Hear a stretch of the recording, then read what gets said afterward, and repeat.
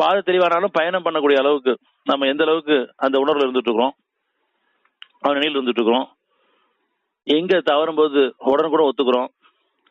இப்பயும் சரி, நம்முடைய அந்த குணக்கேடுகள் நம்மகிட்ட இருக்கும்போது அது எந்த அளவுக்கு உணர்ந்து வேண்டாம்னு விரும்பிட்டு இருக்கோம். சரி, தவறிட்டா கூட உடனே ஒத்துக்கிட்டு மன்னிப்பு கேட்கணுமா, மேல விரும்புறோமா அப்படிங்கிறத பொறுத்து நம்முடைய நிலைப்பாடு. அவங்க நடந்ததை பொறுத்து படித்தரங்கள் இருக்கு. 6/132 ஒவ்வொருவருக்கும் அவர்கள் நடந்து கொண்டதற்கு தக்கவாறு படித்தரங்கள் உண்டு. இறைவன் அவர்கள் செய்வதை பற்றி பராமுகமாக இல்லை. அப்போ அத்தாட்சி கொடுக்கப்பட்டாச்சு, பாத தெளிவாக்கப்பட்டாச்சு, இறைவன் நம்மளோட இருக்கிறான்னு உறுதிப்படுத்தப்பட்டாச்சு.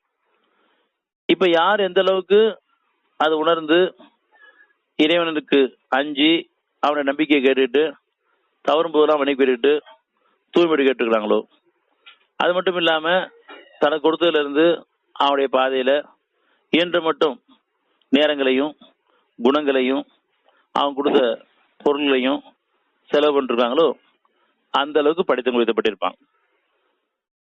அது மட்டும் இல்ல, இன்னும் நம்ம எதெல்லாம் இணை வச்சு வாழ்ந்துட்டு இருக்கோமோ அதில் நீக்கி கேட்டுருப்பாங்க. நாளைக்கு இவங்க நமக்கு உதவுவாங்க, அது பிள்ளைங்களா இருக்கலாம், அது குடும்பமா இருக்கலாம், அல்ல மற்றவங்களா இருக்கலாம். பொருளடிப்பில் எப்ப நம்ம உருவமா வச்சிருக்கிறோமோ அது பொருளா கூட இருக்கலாம். அதெல்லாம் இணைவைப்பு நீக்கி கேட்டுருப்பாங்க. இனிமே இணைவைப்பு கூடாது அப்படி நம்ம நீக்கி கேட்கலன்னு சொன்னா அவன் நீக்கவும் செய்வான்.